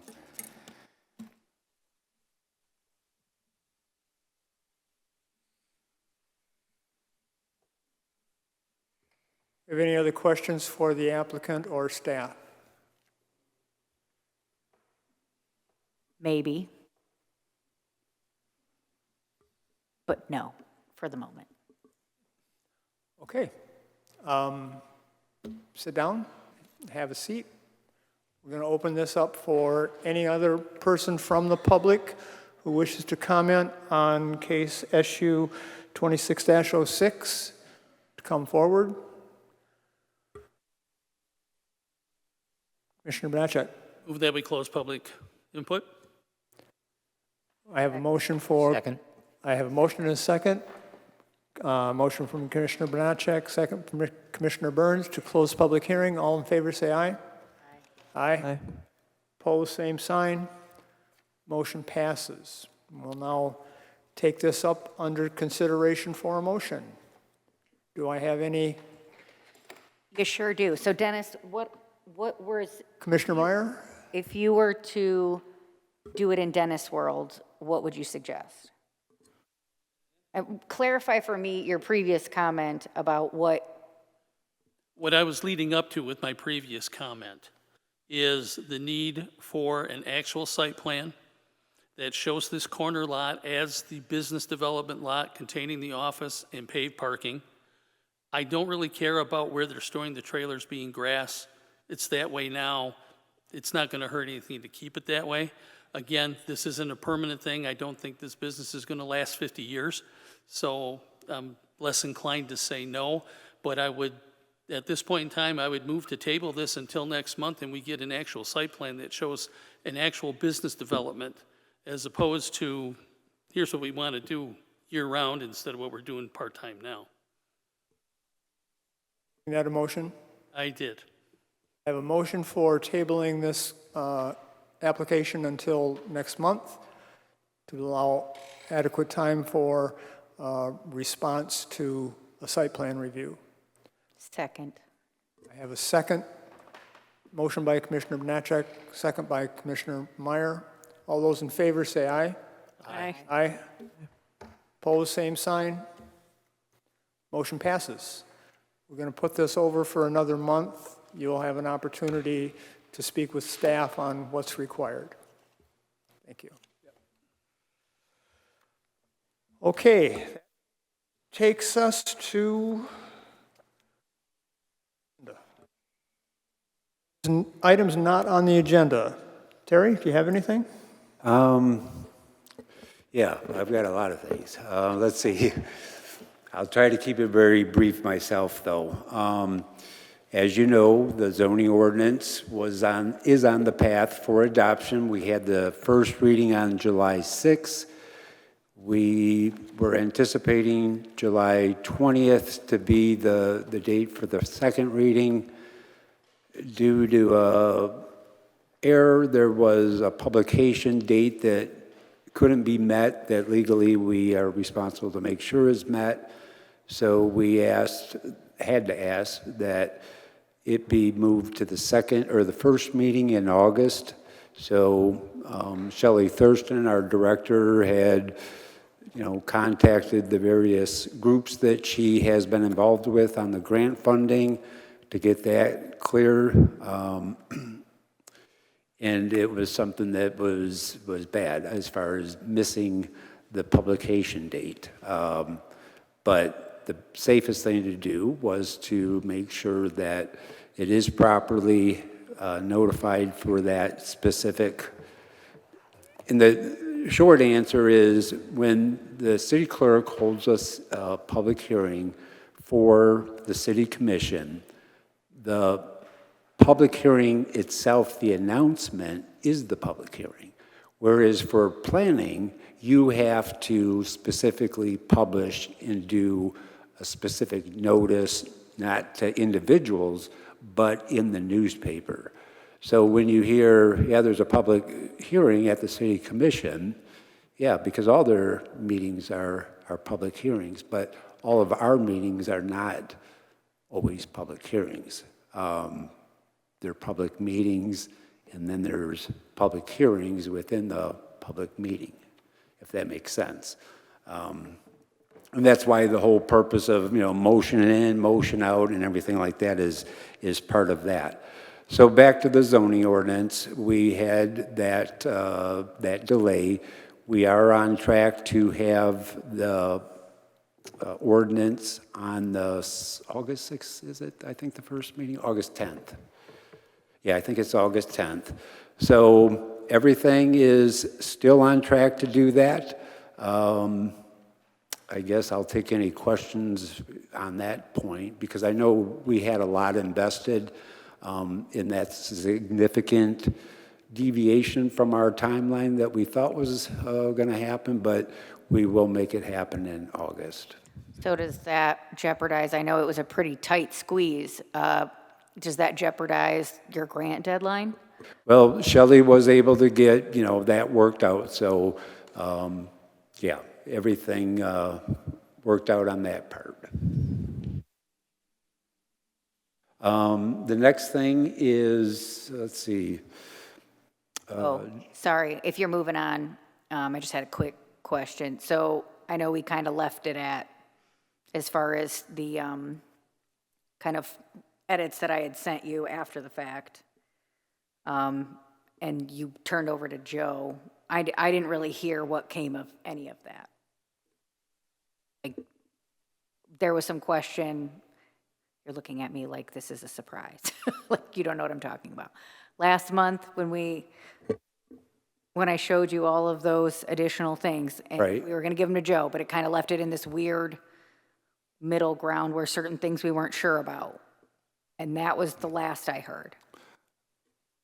And that is the one that Joe, you want to? Yeah, I think Joe did incorporate some of your edits. There were a number of, and forgive me because I know you had like different categories. I don't remember exactly which is which off the top of my head right now, but I know a lot of the formatting things, he felt confident that those, also I know Sheila had some things too that many of those were going to be handled by Municode as we thought. So I guess that's something we'll kind of wait and see. He seemed confident. I'm not a guru on Municode formatting, but he did assure us that a lot of that formatting stuff, and I think he did make some tweaks before it went to that first reading. So you could view that from the city commission agenda. That should be Yeah, I was just. that last draft. So there were, he did respond very quickly. I know he addressed a lot of things that he felt he was able to. I don't believe he gave us like what he wasn't able to address, because we were kind of really at the crunch moment there.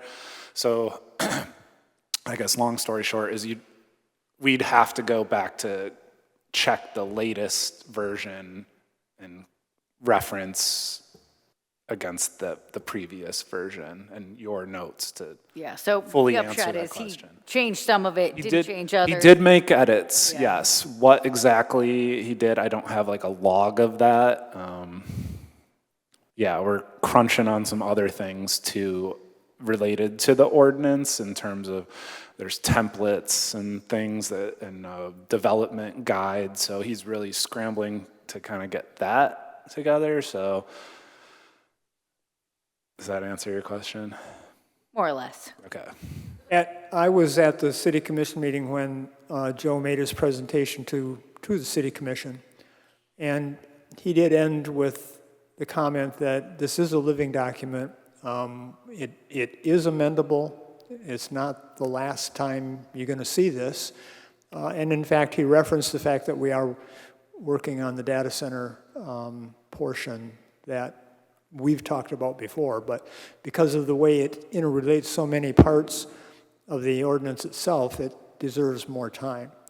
So we've already kind of laid the groundwork with the city commission that there is an amendment on the horizon. One thing I'd like to add too, I think Terry said this to the city commission, but we looked at was it the 2003 ordinance? Was that the date? Yeah, and I think it was 2 or 3 years later, they brought like 36 amendments. So they adopted this code. They felt that it was an improvement, but they tracked it pretty closely, for a couple of years, and then passed a whole slew of amendments. And that's more or less, I mean, there's been tweaks since then, but that's more or less what we've been working with the past 20 years. So. Yeah, and it does reach that point between the first and second reading when it's done, or it restarts. So, yeah, staff closely follows that to make sure that there's not a problem with that. So, yeah, it's on its way for the second reading. If the public hearing would have happened, then it is the one and the same, and it needs to be one and the same as the first reading. Yeah, in fact, that came up in a question from one of the city commissioners about, so we've had the first reading, is this the time for me to give suggestions for changes before the second reading? And the city clerk said, no, then that's going to require a new first reading and then another second reading. So the whole thing gets pushed back even further. So for them, it's basically, if I'm understanding the upshot of that in their role, it's kind of yay or nay, and if it's nay, then it's start all over from, not the beginning, but in essence. But you start the process over, right? Yeah, the master plan was a good example where the Planning Act very specifically says the bouncing back and forth and who gets it and how it has to go back. So, yep. I'm happy to hear that Shelley was able to get us some consideration from the state so that we're not going to lose any opportunities on the grant. I think because we started, we're kind of straddling the deadline. We did officially start that adoption process. Right. We were able to kind of justify that, but yeah, not the best position to be in, but we are on track, so hopefully all is well that ends well. Yeah, the anxiety spike hit a red, so yeah. But I guess if I still have the floor and just to close out a long evening, I will be retiring July 29th. It's not anything that's unexpected. I've just been kind of busy going about work, and these days are getting close. They're coming up quick. So 2 weeks from actually this day, I'll be retired. It will be my last day at the city, so Just want to announce that. Thank you. Congratulations, Terry. I did have a question, a couple questions actually, on other unrelated business. The status of Whitney. I feel like it's been quite a few Yep, meetings. we have a good briefing on that to give you. So we did a little check, a little audit. So this would be, the bylaws have two kind of ways that members are removed. One is 4 consecutive absences. So this is the 3rd consecutive absence at a regular meeting.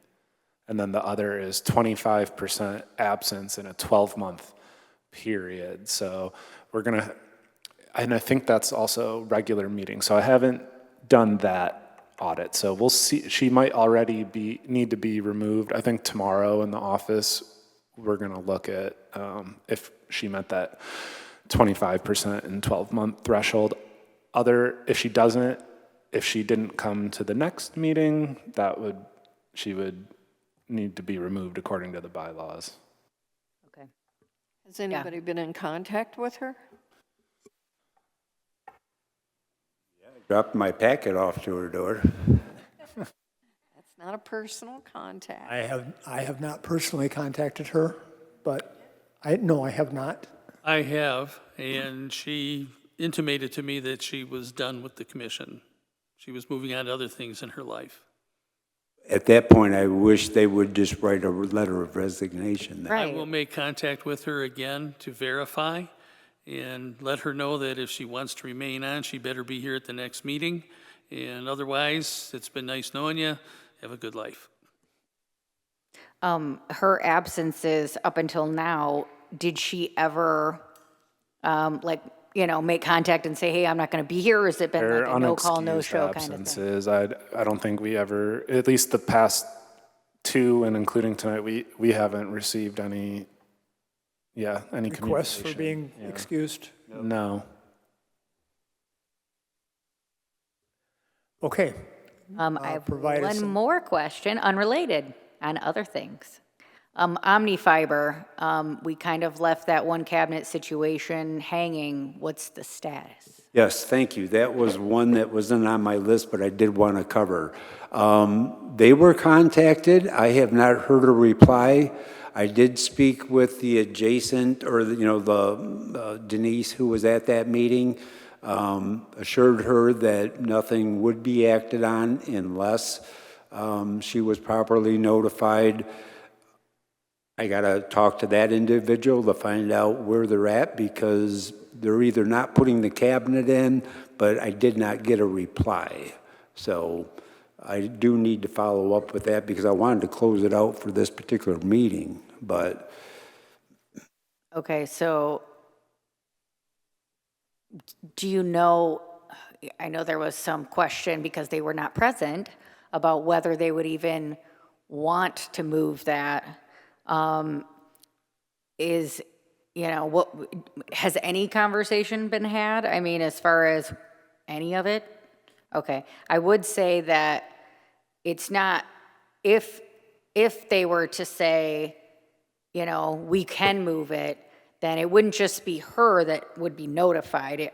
I would think, legally speaking, that you would have to do the same, whatever it is, 100 feet or whatever the stipulation is for public notification. For the new location. For the new Right, location, yeah, right. yeah. That's the question that they had to answer that I didn't get an answer yet. Okay, sorry. What would happen if we denied it? Well, they don't have it approved.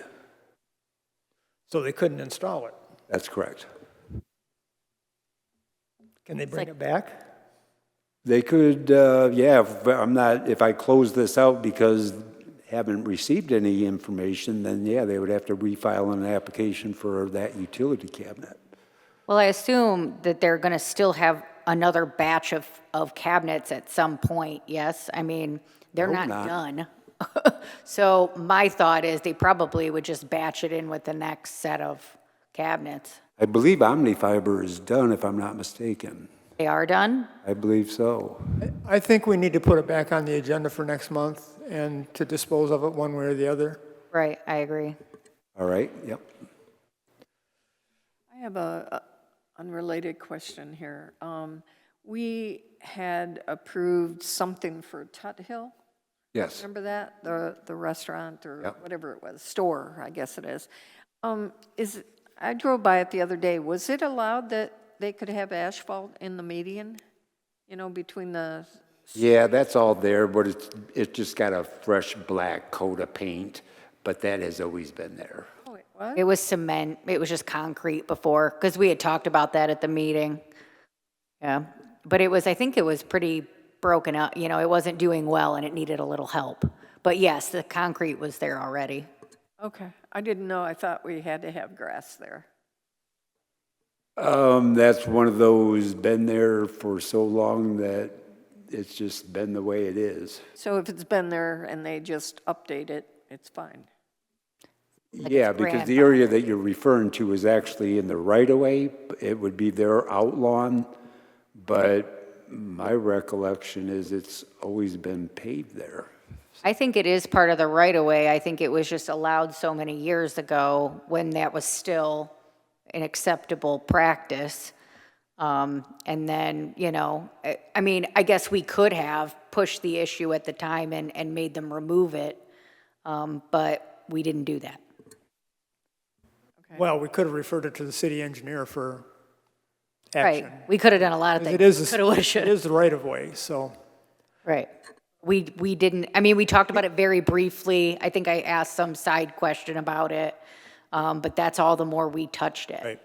Yeah, I don't recall, but Well, just noticed it the other day. I know we're running late, but, you know, this is one of the crucial things in a city of this age, and, you know, you've got so much development, and that has been my 27-year challenge, in all honesty, because how do you fit it all together when a zoning ordinance is almost treating, in general, a lot of stuff as new? Here we have a lot of existing, a lot of nonconformity, a lot of records that are either complete or incomplete. You know, it sometimes can be a challenge. And then when you throw in what they legally have a right as a nonconformity, yeah, and that's, again, one of the things of the zoning ordinance, and that's why you see in the new zoning ordinance a sketch plan versus a site plan, because I've always had a problem with a site plan being required for the simplest of things. So hopefully some of that type of stuff does get addressed, but, you know, that's my observation. It's challenging to, especially in Bay City setting. I'll tell you this, Tony Dyer, he came from Saginaw Township. I worked at Saginaw Township. It sounds like they got a little bit stricter after I left, but they do bring everything into compliance. I have never been told, instructed, or even guided to do something like that in Bay City. Now, the difference in Bay City versus Saginaw Township, the majority of all the commercial development, it has been planned. It was all in one particular corridor or spot. Yeah, there's some exceptions. But in Bay City, these things were built before the 1938 zoning ordinance was adopted. And the 1938 zoning ordinance is probably less than 20 pages. So it just tells you what was back then. And then if you even look at the, you know, the older ordinances, it talks about blacksmith shops and all these industries that aren't even there anymore. But it just does make my point that sometimes we're trying to get an ideal thing, but my fear is, what do you reach a point where the incentive to come to Bay City is diminished because the value that is being asked as a developer to put into it does not warrant it? And that is something that I've always had a feeling, or, you know, tried to look at, is what is reasonable and meet the zoning ordinance. But to throw and have a pat answer that everything is going to be this exact way or else it's not going to happen, I think it would be a different world that Bay City hasn't been in. I think discretion, we've had this conversation in many different arenas. I think discretion is really important, and the reason why we sit on these boards, and these boards are made up of many people with different opinions, and there is discretion built into our systems for a reason. And I think that's kind of plays into that because it is a balance. I don't think that any situation is black and white for all applicable things. And I think that's why, you know, great for Saginaw Township, I guess, if they feel like they have the pocketbooks or they can afford to, you know, drive away any developer. But I mean, that's not us. We're in a whole different environment with a whole different, you know, setup. And I personally think the discretion is good in that particular instance. That being said, Terry, congratulations on your retirement. All right, thank you. Absolutely. And can I ask one small follow-up question to that? Is what's the plan for your replacement? Is there a plan for your, I mean, I'm sure you're going to be, but you know what I mean? Is there already something in place? Like what? See, 6 my people answer are is I work for replacing the city of Bay City.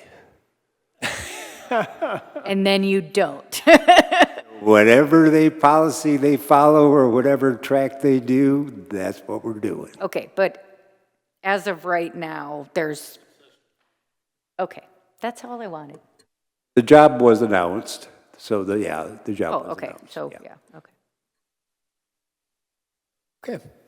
I would entertain a motion to adjourn. Motion to adjourn. Have support? Or We are adjourned.